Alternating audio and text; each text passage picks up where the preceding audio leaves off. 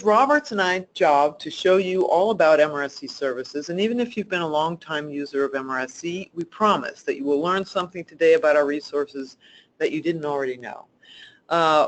One other note, though, if you're tuning in today because you really wanted to hear about the Rosters program, which is our program that connects businesses to local governments that are doing procurement and contracting, this is not the webinar for you. We have a roster-specific webinar on June 1st, and we'll send everybody a link to that webinar after the end of this broadcast. Today we're really going to focus on our research services and how to make your day-to-day job as a local government staff person or elected official much easier.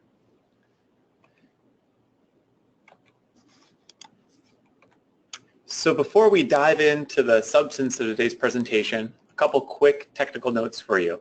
If you experience any technical difficulties at all during the webinar, please call our front desk at 206-625-1300, and they'll be happy to help you out. During the presentation, feel free to ask us questions. You can do so by expanding your toolbar by clicking on the red arrow and submitting a question just by typing it in and hitting send. We may answer a few questions during the webinar, but we'll be saving most of them until the end. And any questions today that we run out of time to answer, we'll answer separately and then post them along with the recorded webinar on our website after today's presentation. We've introduced ourselves, but here we are, Robert. Now you can visually imagine us. I wish I had blonde hair, but I'm not a blonde. You're just going to have to imagine me as I really am. Okay, so there's us. Okay. And now on to our mission. Our mission, MRSC's mission. Our mission is excellence in local government, and we give you objective, timely, and trusted research and information. So what I'd like you to do is think of us as your own personal research assistant, one who has wisdom, experience, and the benefit of knowing what a lot of other local governments are doing on your particular issue. So we could all use one of those, right? A personal research assistant. That is us. We've been around for a long time, for around 80 years, and this is a picture of Dr. Campbell, who contributed to the vision of MRSC as really not an ivory tower, even though we have the word research in our title. We're not an ivory tower. We dispense practical, pragmatic advice to local governments on a daily basis. And all of us here feel very privileged to work here. We're working from the shoulders of giants like Dr. Campbell, and we're stewards of the tradition that he and many others established here. And we're always looking to evolve to meet the new needs of government. This is how we're organized. We have the people that you're likely to interact with most are our consultants, and they are full-time staff members at MRSC. We have 7 attorneys who answer legal questions and research requests, and we have 5 policy analysts who also kind of run the gamut on all kinds of issues from public works to planning to management and everything in between. Our communications team are the folks who really make our website sing and our databases and keep everything on the back end running to present you with up-to-date resources and sample documents. And then our admin team keeps all of us afloat, and they're really what makes MRSC run. So they serve all of our internal customers, the folks who work here. They also provide support services to a number of local government professional organizations like the City Managers Association and the City Attorneys or Municipal Attorneys Association. So that was a little bit about us. We introduced ourselves and also, our organization, MRSC. We want to know a little bit about you and specifically how you interact with MRSC. So I'm going to go ahead and launch a poll here asking you, what MRSC services do you use most often? Do you use our website? Do you use our inquiry service, our roster service, e-newsletters and publications, or something else? And if you use a couple, feel free to select a couple different answers.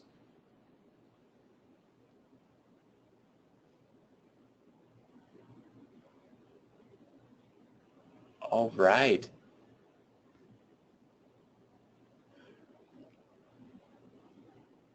Oh, this is really, really interesting. Okay, about half of you have voted. Keep voting because we're going to keep this open for a couple more seconds. And this is really helpful for us as we're going through today with all our different services. It's great to know what you have used most frequently.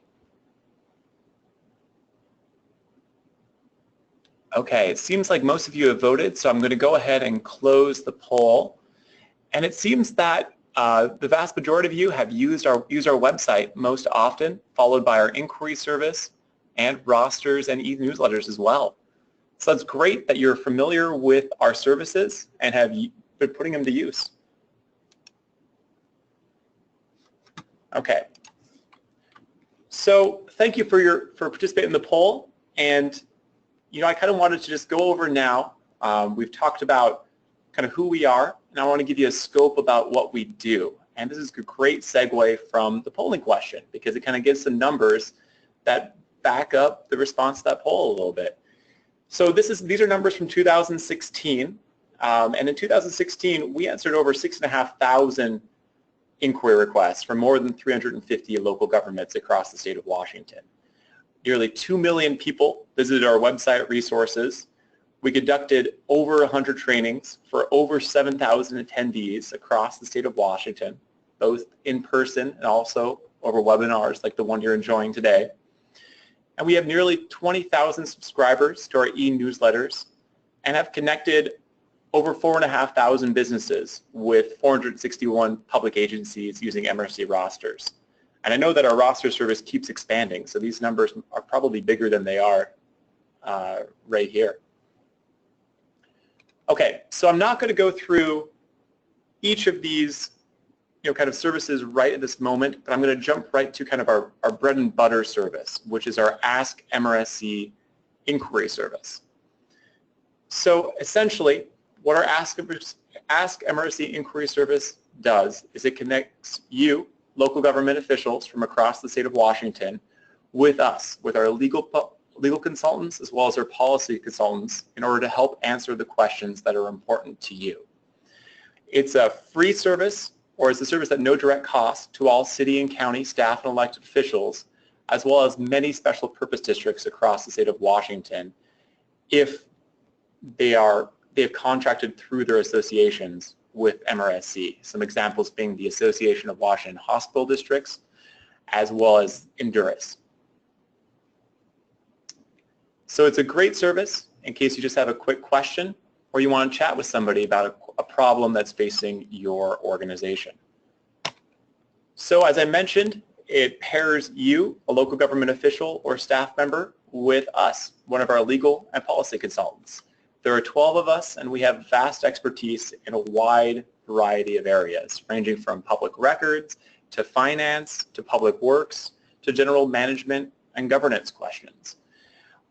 We've answered and worked with many aspects of local government daily operations and law, and we're a great resource for you to contact.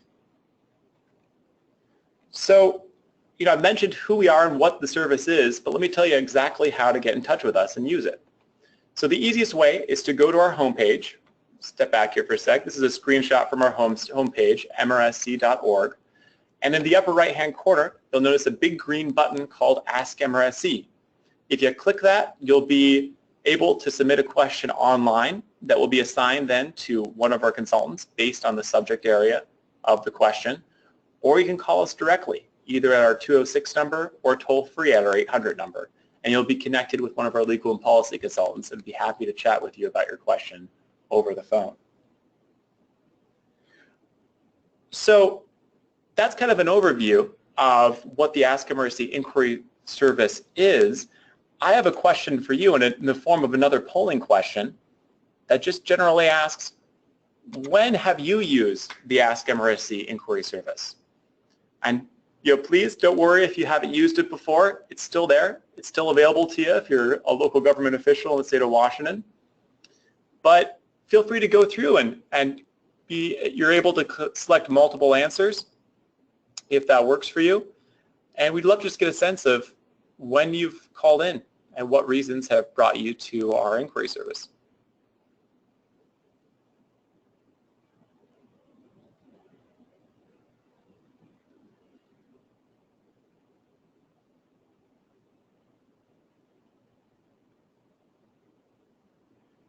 Excellent. So it seems like, and please keep voting, but it seems like many of you have come for all of the reasons. Some have come for, where you're just starting a project, when you've hit a roadblock, we need a quick answer, we need a second opinion. And the great thing is our inquiry service is designed for all of these situations and more. So whenever you've come to any of these situations, feel free to contact us and we're happy to help you. So I'm going to go ahead, now that most of you have voted, I'm going to go ahead and close the poll, and I appreciate your responses. And in a similar vein, I'm going to jump over here to just some common examples of the types of questions that, as a legal consultant here at MRSC, I've received over the years.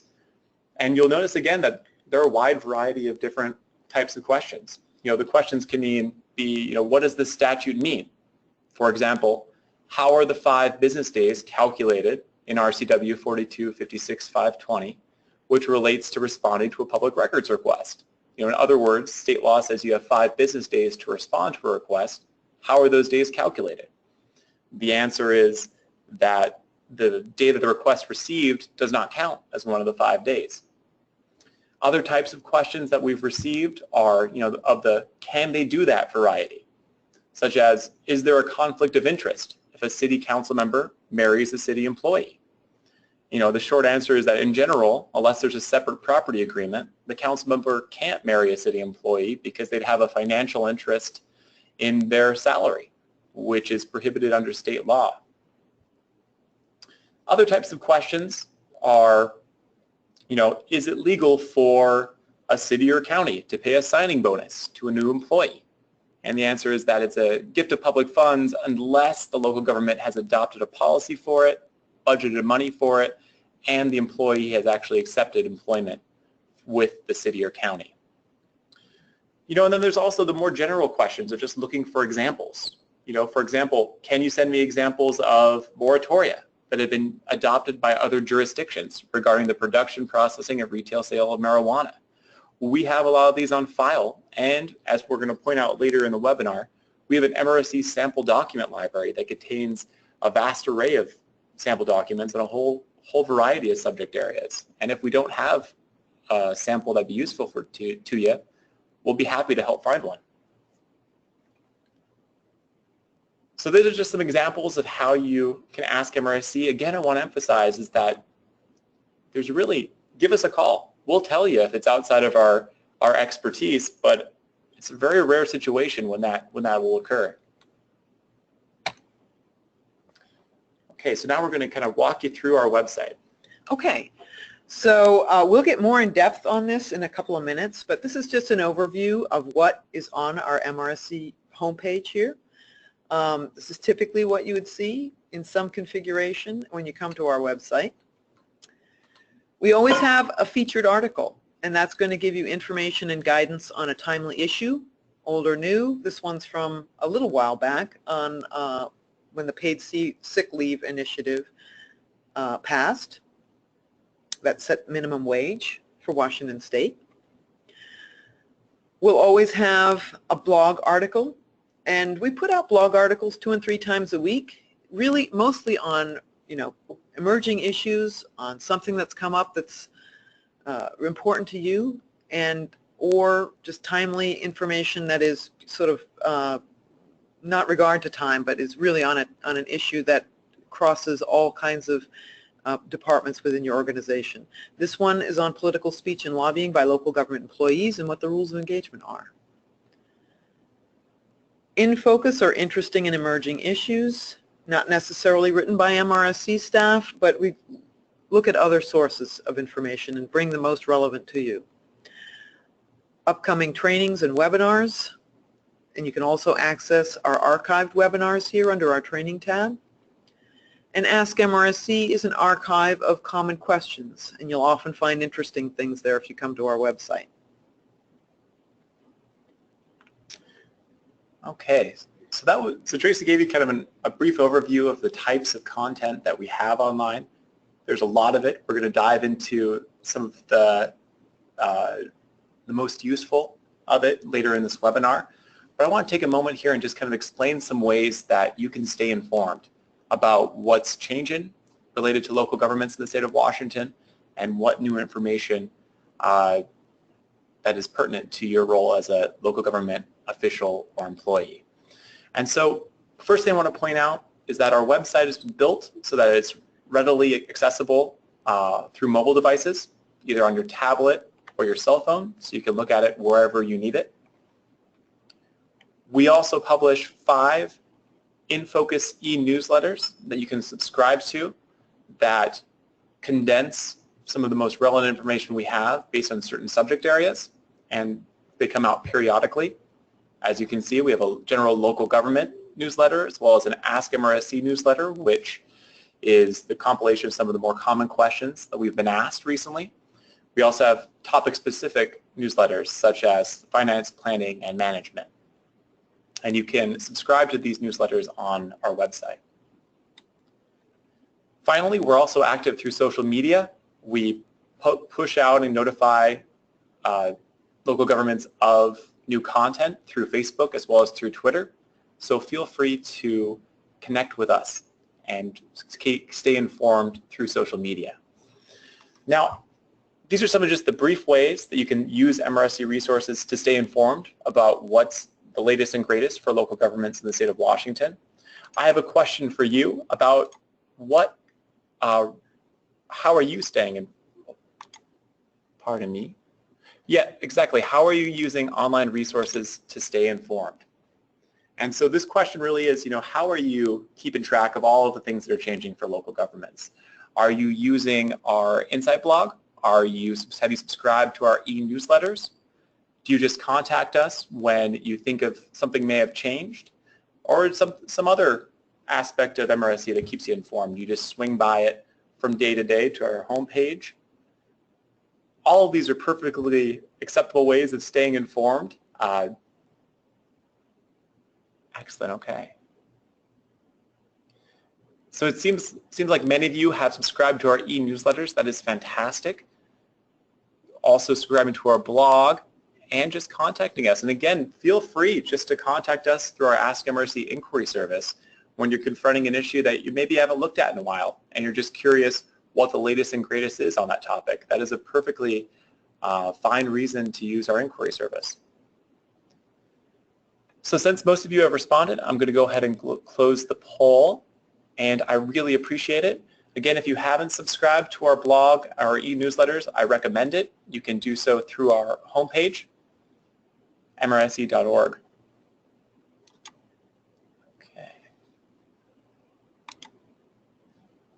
Okay.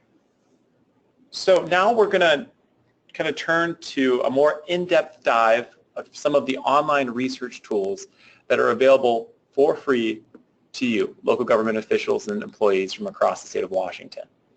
So I'm going to start off again here at a screenshot of our homepage, mrsc.org.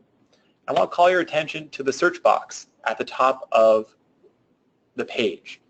It's a great way of using a keyword search to look through all of the content that we have online, and there's a lot of content.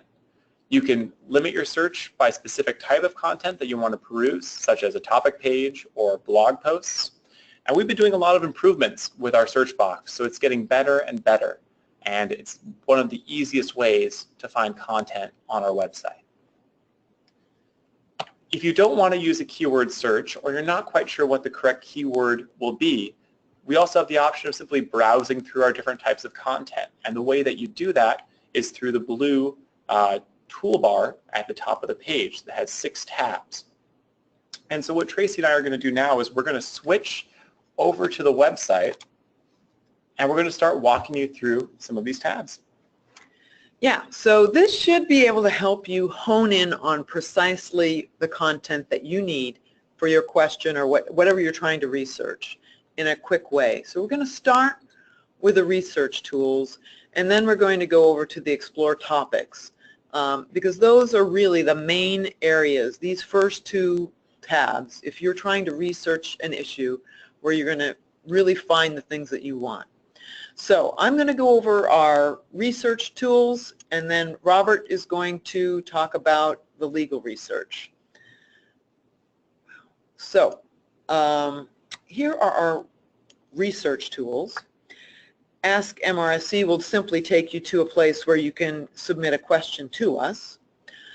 Our Ask MRSC archives is where you'll find questions, answers to questions, and it's searchable. So if you've got a common question or one you think that someone may have asked before, you can simply put it into the archive, search, and probably come up with an answer that will be the good beginning of research.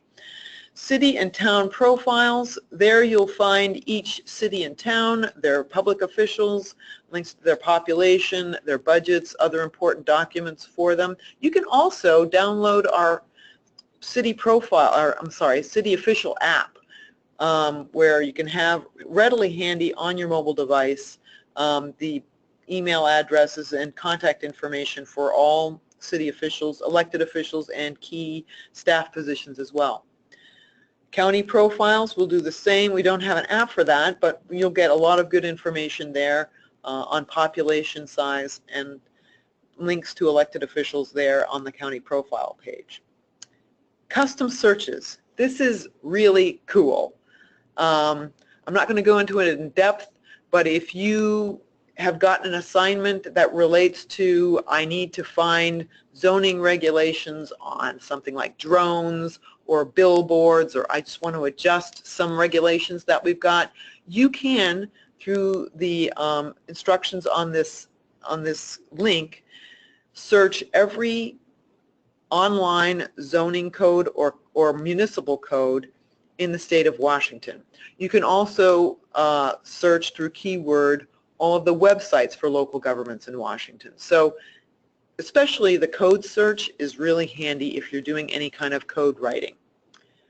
I'm going to take a little bit deeper dive into our local ballot measure database.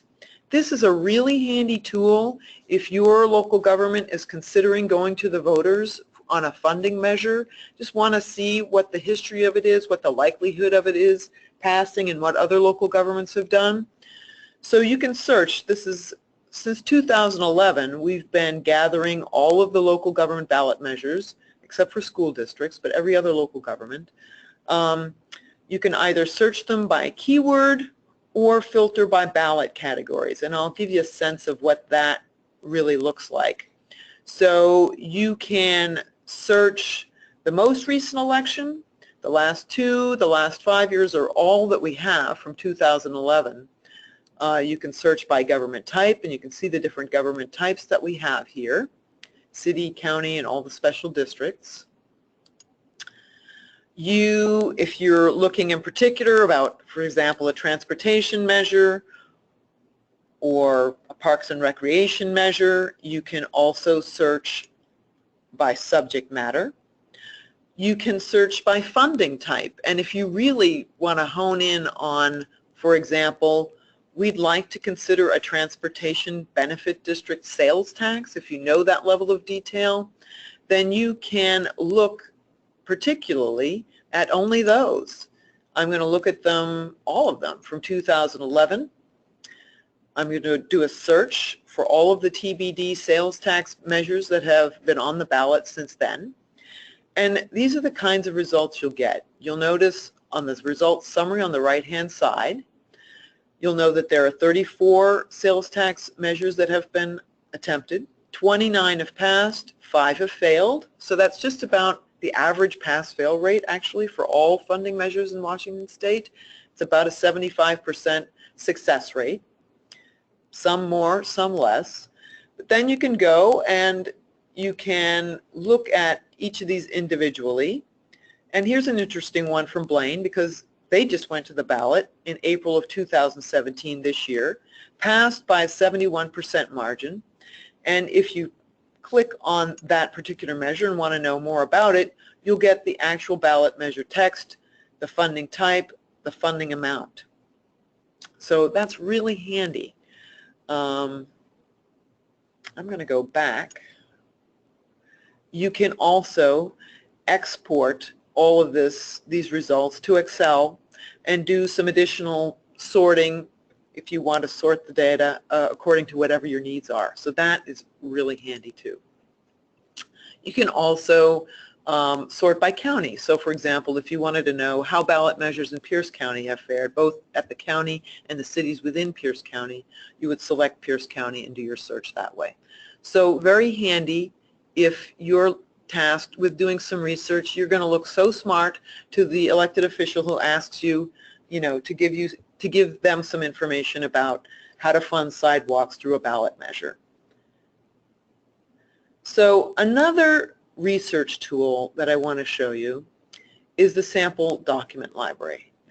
And this is really handy if you know exactly what you're looking for and you want examples of particular types of documents. So this is what this is really most useful for. You can browse by sample document type. So that includes budgets, contracts, fee schedules, forms, franchise agreements, jobs descriptions, and other documents. So that's what I mean. If you need a job description for city clerk, this is a perfect way to find one. If you know that you're looking for a franchise agreement, super easy to find current examples of franchise agreements. So I'll just show you how this could work. Let's say that you've been tasked with writing an RFP for a technology plan, and you're not quite sure where to start. Well, you can search through our RFP and RFQ bid documents, type in technology for as broad a technology search, see what we've got under that, and the results come up, and you'll see we've got 8 RFP documents about information, either support services or strategic plans, and other types as well. But it's a really good place to start, and then you can look at those. You can find the jurisdictions that have done them recently and maybe even give them a call if you want additional information. But again, you're going to look brilliant to the boss who asked you to put together this RFP document. So with that, I'm going to turn it over to Robert, who's going to show you our legal research tools. Thanks, Tracy. Okay, so I'm going to take us back to the home page here just so we can see it all again from the beginning. And again, just to recap where we are, we're doing the deep dive into our content and our research tools that are available for you free on our website. And so as Tracy mentioned, I'm going to go through our legal research tools, or a couple of the key ones that we've developed over the years. So I'm going to go ahead and click on the Research Tools tab. You can also get it through the drop-down. And I do want to point out again, you have the Ask MRSC Inquiry button right there. Let us help you out with any of your research. Okay, so look at the research tools, going down to the legal research here. I want to start us off here with our Find Your Contracting Requirements research tool. So this is a relatively new research tool that we've developed, and it's incredibly helpful if you're trying to figure out what requirements your jurisdiction needs to satisfy in order to buy something, in order to procure a service, or basically in terms of entering into a contract for something, such as a public works project. So the way that you go through this is you first select what type of project it is. For example, a public works project. You then select what type of agency you are, such as a city and a town.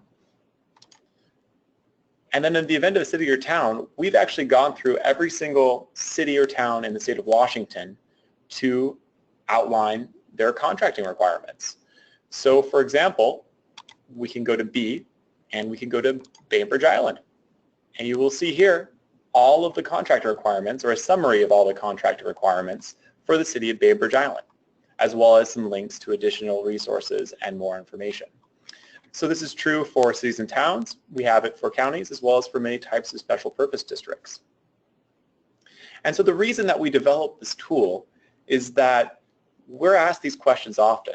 This is a confusing area of law. It's difficult to make sure you're following all of the requirements. And so we've developed this tool to make your lives a little easier, to get all that information into the same place, and to help give you a helpful summary of what process you need to follow depending on what contract you're dealing with at that particular moment. So the second type of research tool I want to point out to you is kind of a similar one. It's our utility liens and shutoffs tool. Similar to our contract requirements tool, it was developed because this is a confusing area of law, and it's quirky, it has a lot of twists and turns, and it's difficult to apply. So in a similar vein, you go through, you start by selecting what type of municipality owns the utility, and it guides you through prompts until it arrives at whether or not there's a lien for the specific utility in order to help collect a delinquent billing, or whether or not you can shut off service in response to a delinquent billing. And I'm not going to walk you through each steps here because, as anybody who's done this before knows, there's a lot of things to consider, and so it's a rather long string of prompts. But I recommend you take some time to fool around with this tool if this is an area that you work in. So finally, just a quick summary. We have links as well to Washington City codes and Washington County codes from across the state, as well as links to the RCW, WAC, and court decisions. So helpful if you're looking for examples of what other cities have done, and also if you're looking just to find your way to state law, be it a statute, an administrative provision, or a court decision.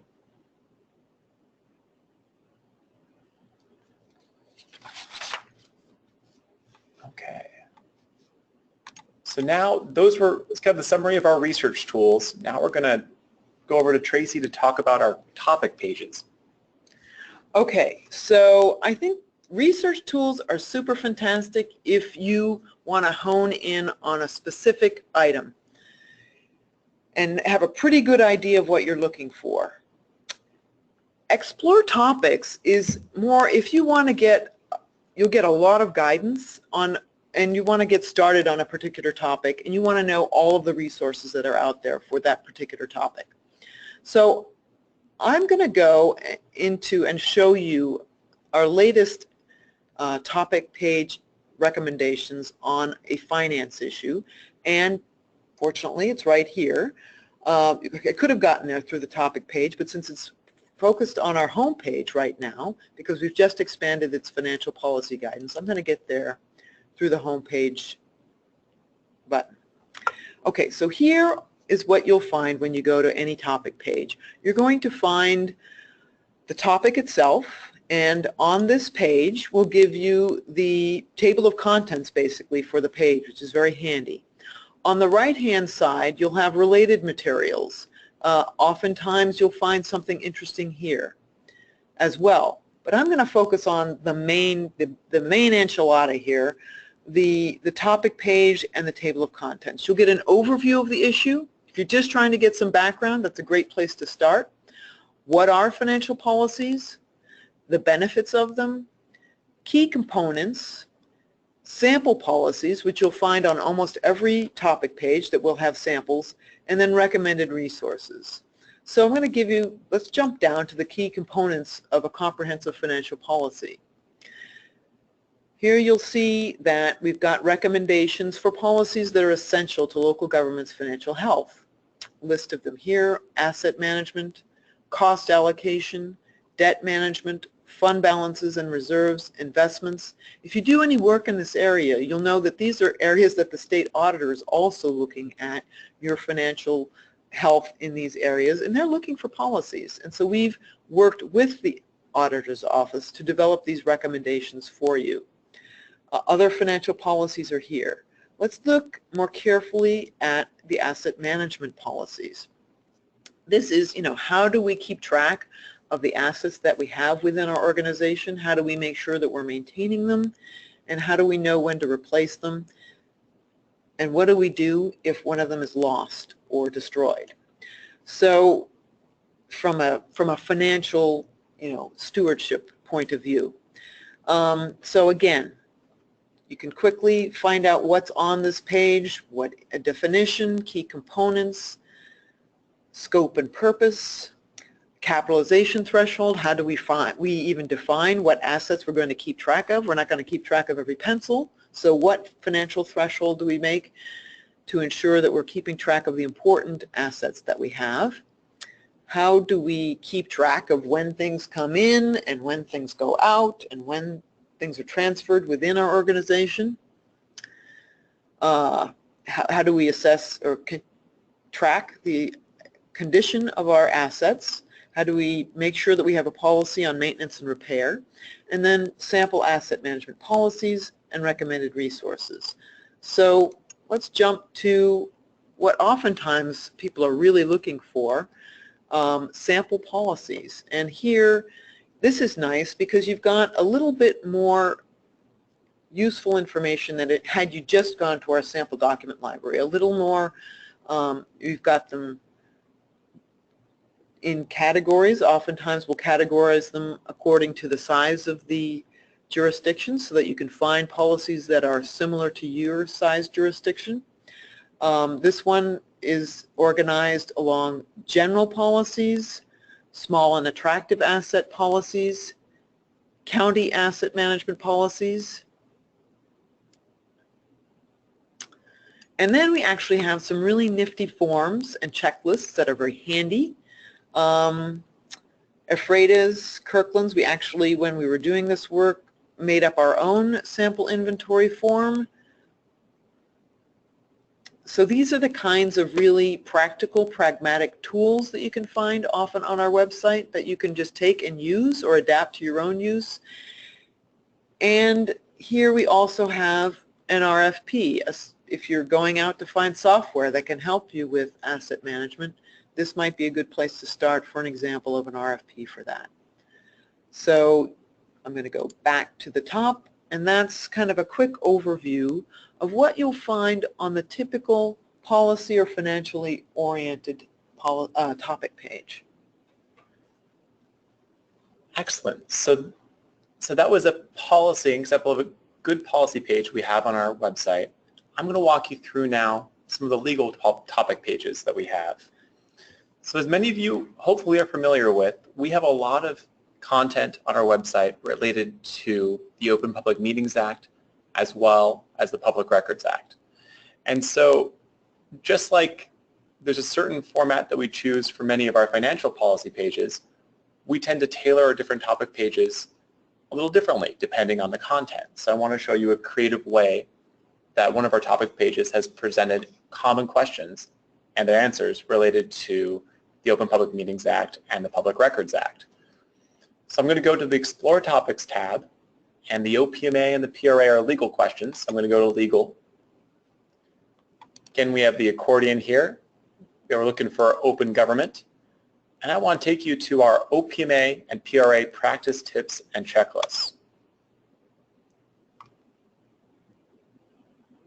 So again, first glance, you'll notice what Tracy pointed out on the finance page is that there's the typical things of all of our topic pages that you're going to see. You're going to see the title. You're going to see related material. That's different types of content related to the same subject area as this topic page that you're on.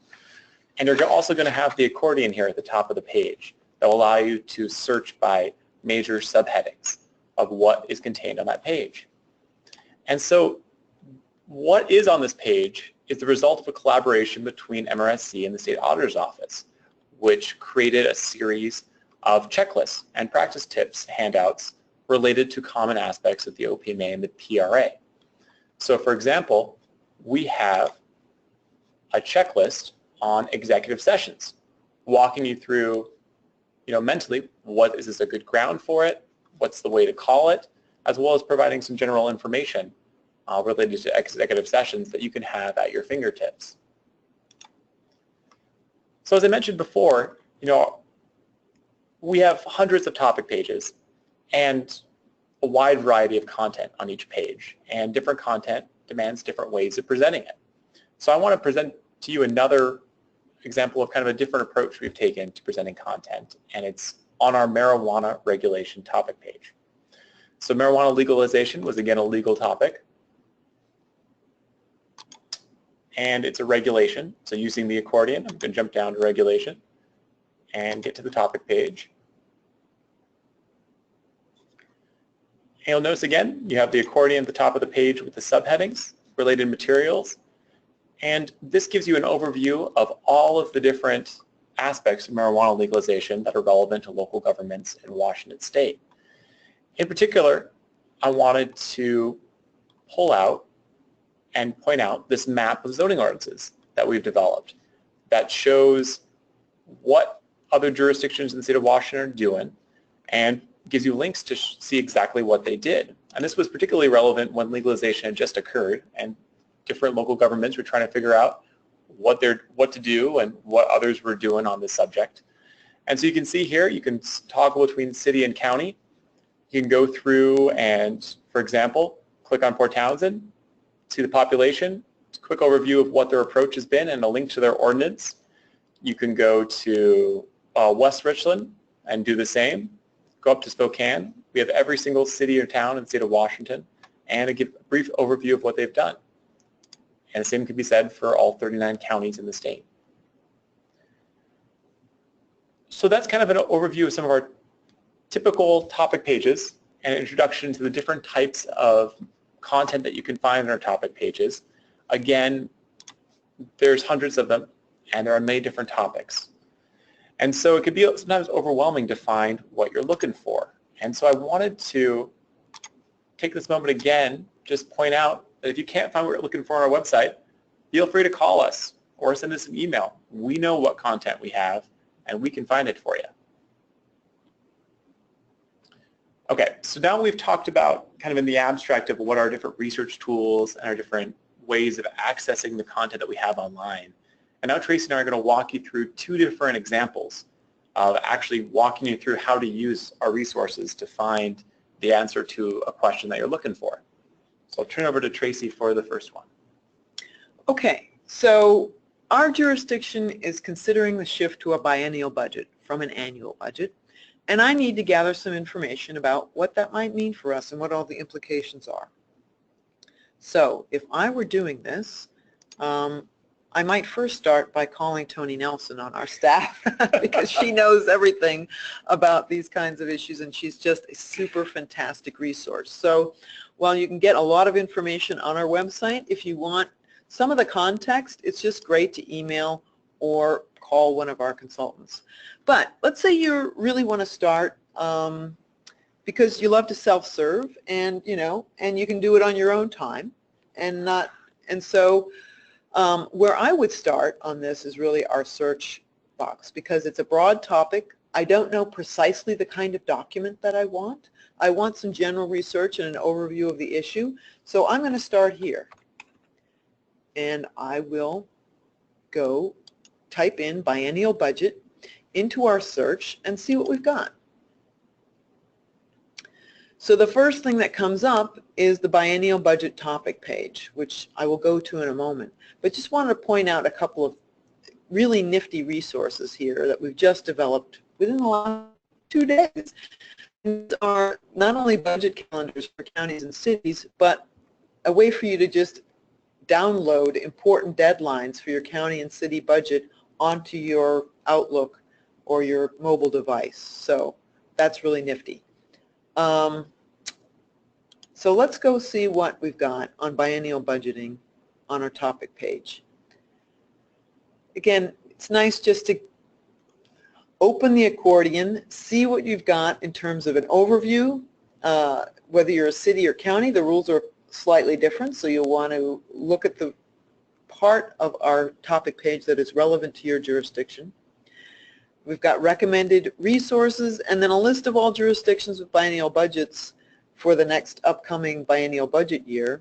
So if you can look at that list and see if there's a jurisdiction nearby that you might want to call and get some information from on how they made the switch to a biennial budget.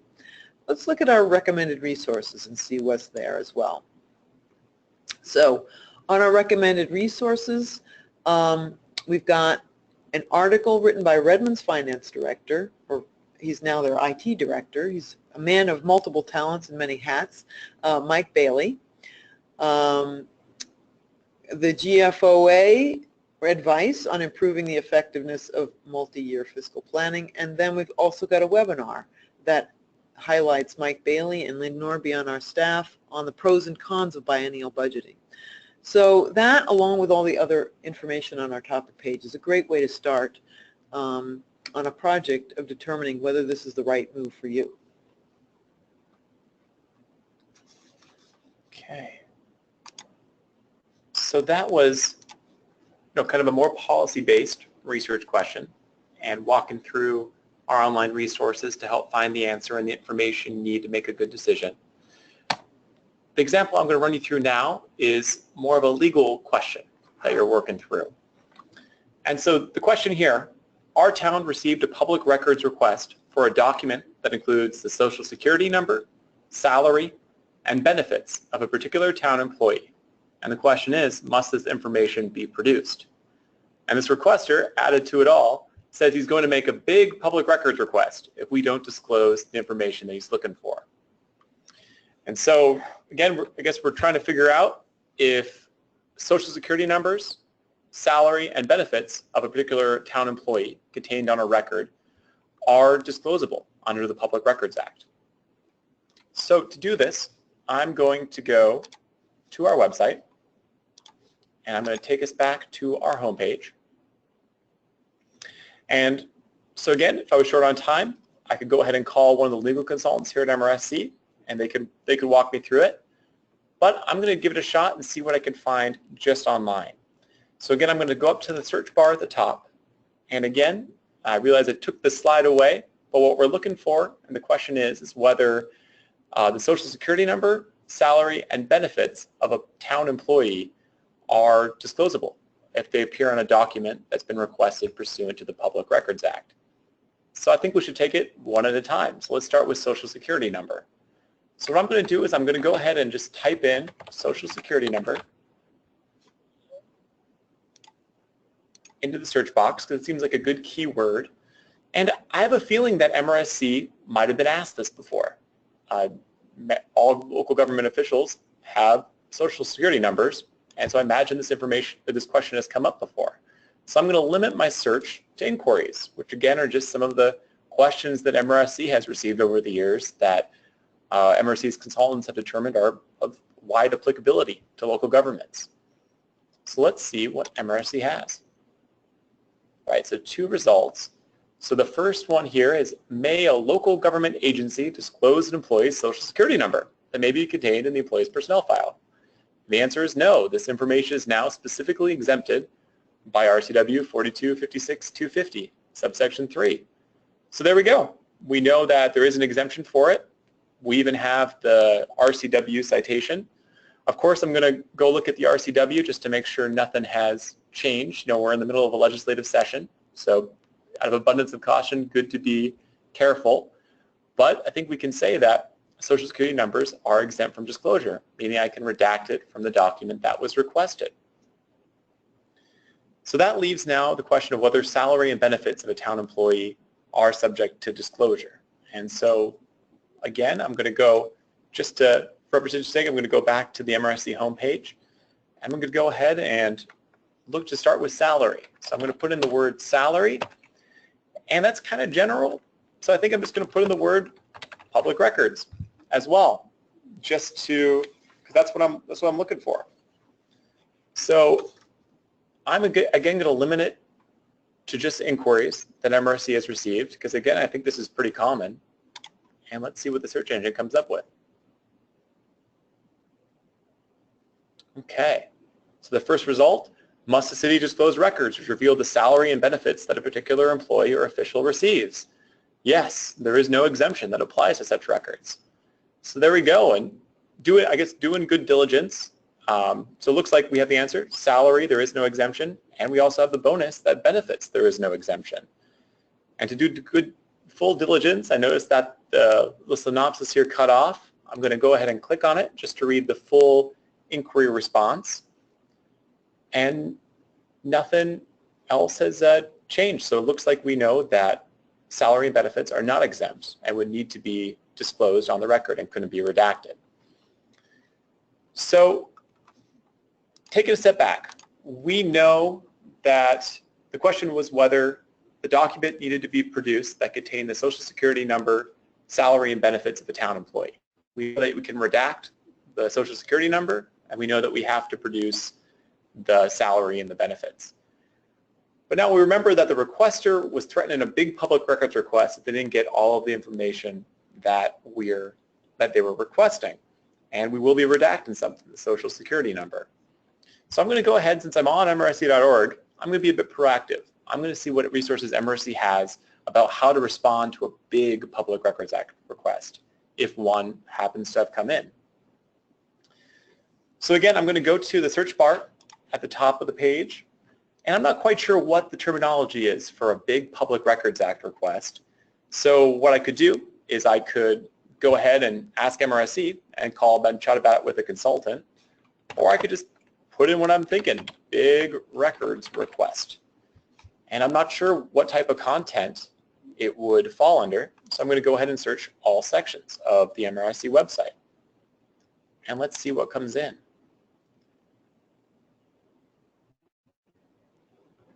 So we have 7 results. First result doesn't appear to be relevant, but the second one here, big public records requests, looks to be a blog post, and it looks promising. Deals with the AG rejecting a request for 600 million emails. So I'm going to go ahead and pull it up.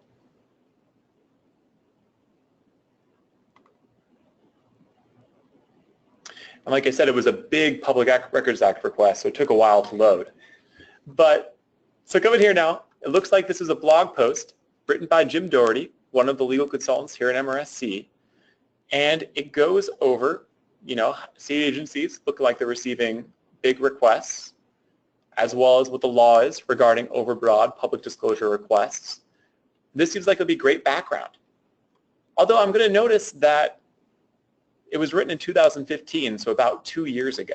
Now it's still online, so I feel like it's still good information. But I'm going to go ahead and I'm going to contact an MRSC consultant just to double check if it is the latest and greatest or if they have anything else to add. And so I could even call Jim Doherty directly by just dialing our front desk and getting connected with him. And I'm sure he'll be happy to walk you through any changes or any additional information that he may have on what a good strategy is to respond when a big Public Records Act request comes in. So that was 2 quick examples of how to use our online resources to answer specific research questions. I'm going to turn over to Tracy here to talk a little bit more about. Yeah, just a couple of things. Robert brought up that article was from a couple of years ago. We do actually review our blog posts and remove those that are no longer relevant or that have been subseded by new information. So you can pretty well count on the information being there, but you can always call us and make sure that there's nothing that's happened since that would have changed or modified any kind of information that's on our website. But we are dogged about making sure that we've got current information up there. So, and I think we've made a lot of strides in the last few years in that area. Also, if you've got, we're coming to closer to the close of our webinar, so if you've got questions, please type them in now, and we'll get to as many as we can. Just some really cool stuff that we're doing, recent and current projects. I showed you our financial policies work that we've just completed with the collaboration with the State Auditor's Office. Really fresh information. There's a really treasure trove there if you work in this area. We're also working with the State Department of Commerce and the Washington State Public Policy Institute on a study of what it's costing local governments to regulate marijuana, and we're going to be putting out a survey within the next couple of days. So if you're involved in planning or if you've been involved in the regulation of marijuana in your organization, take a look at that and get back to us, because this is really good research that the state legislature has asked for. A super duper resource for you if you're at all interested in performance of government and how we can do things better and how we can improve and be more innovative and encourage innovation within our organizations, is the Government Performance Consortium, which we are really proud to partner with. You can sign up for the Facebook page where you can exchange information and ideas with other like-minded folks from across the state about innovation. They are constantly putting on forums and trainings for like-minded individuals. So if you want to be part of a group that is really trying to pull together a core group of people, support group, and a group of practitioners that are focused on government performance, this is the group that you should hook into. We also, with the Association of Washington Cities, put out within the last couple of months a homelessness and housing toolkit, and it is a really got a lot of solutions and ideas and practical approaches for approaching homelessness and affordable housing. And we also have our MRSC rosters, which I talked about at the beginning of the webinar, and on June 1st you can get a deep dive into that service with our webinar on that. So we've got a few questions here. And so feel free, if you haven't done so already, to go ahead and submit them. And again, you can do that by expanding your toolbar and just typing them in the questions field. So let's start with, I'm going to read one to you. These are, a lot of these are legal questions, Robert, which is not unusual. Our legal consultants are very highly sought after. So regarding the big records request, in the case presented, it sounds punitive to the agency, threatening. Can a request be denied under these circumstances?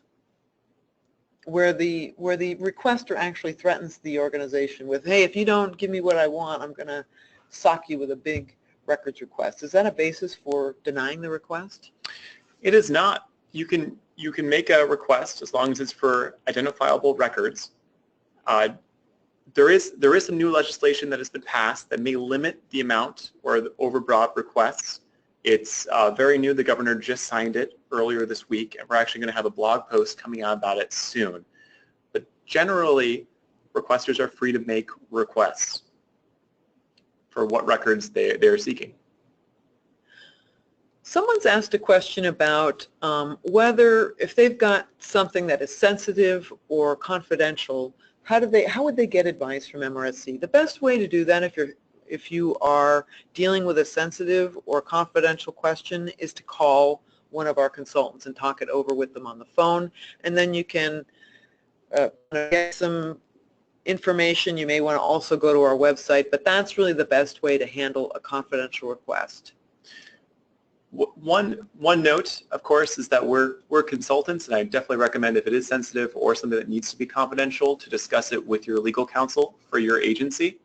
We don't represent the folks that use our inquiry service, and so there isn't an attorney-client privilege.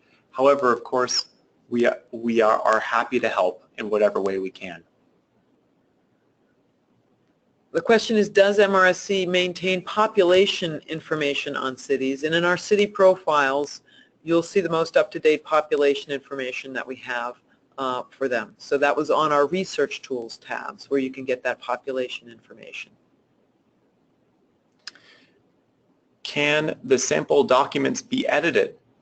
So they can't be edited when they're on our website, but they can be replaced or updated if the jurisdiction has adopted a new policy and MRSC wants to add in to replace an older policy.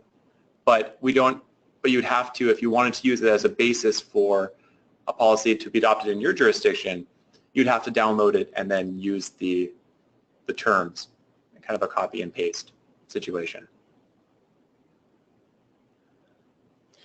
Okay, well, we are just about out of time. So thank you, Robert, and thank all of our listeners and participants. We hope that you've gotten a lot out of today. If there are questions that we didn't get to, we'll try to get to them in, through email to all the participants in the webinar today, and really hope that you find that you're able to use our resources more effectively from here on out. Again, any question, just give us a call, shoot us an email, and we'll get back to you. And then the questions, if we weren't able to answer it today, we're going to answer them separately, and they'll be posted on our website along with a recording of today's webinar that you can access through our archive webinar tab.